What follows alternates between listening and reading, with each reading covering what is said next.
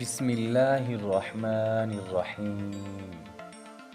لوگوں کو اپنی اچھائیاں بتا بتا کر ان کے ساتھ رہنے کی بھیک مت مانگیں۔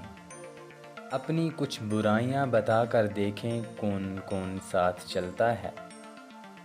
جس کو چیخ چیخ کر اپنا دکھ بتانا پڑے اس شخص کو کبھی اپنا مت سمجھو۔ پرانا دوست سب سے بہترین آئینہ ہوتا ہے۔ جانے دو جو جا چکا ہے، کون کب کہاں رکا ہے۔ اچھے دنوں کے لیے برے دنوں سے لڑنا پڑتا ہے۔ دوستوں سے بہتر آپ اپنے دشمنوں سے سیکھ سکتے ہیں۔ انسان کو زندگی میں ایسی ٹھوکر بھی لگتی ہے جو گرانے کے بجائے اٹھا دیتی ہے۔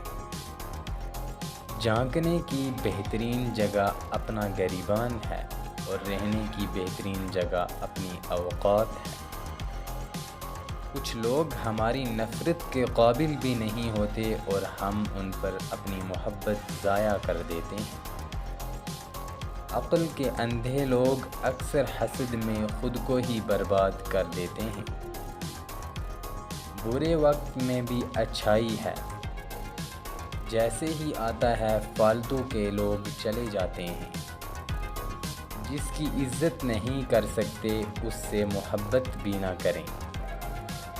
ہمدردی ایک ایسی چابی ہے جو دلوں کے بند دروازے کھول دیتی ہے۔ جو شخص آپ کے کردار اور اخلاق سے بغض رکھے اسے تلوار سے نہیں صبر سے سزا دو۔ اچھے الفاظ پر کچھ خرچ نہیں ہوتا، لیکن اچھے الفاظ پر حاصل بہت کچھ ہو جاتا ہے۔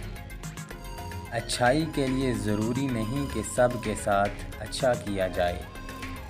اچھائی یہ بھی ہے کہ کسی کے ساتھ کچھ برا نہ کیا جائے۔ رشتے احساس سے بنتے ہیں۔ رنگ، نسل، چال دیکھ کر تو جانور خریدے جاتے ہیں۔ مصیبت میں حوصلہ نہیں ہارنا چاہیے، ہمت سے اس کا مقابلہ کرنا چاہیے۔ ہمت طاقت سے زیادہ کام کرتی ہے۔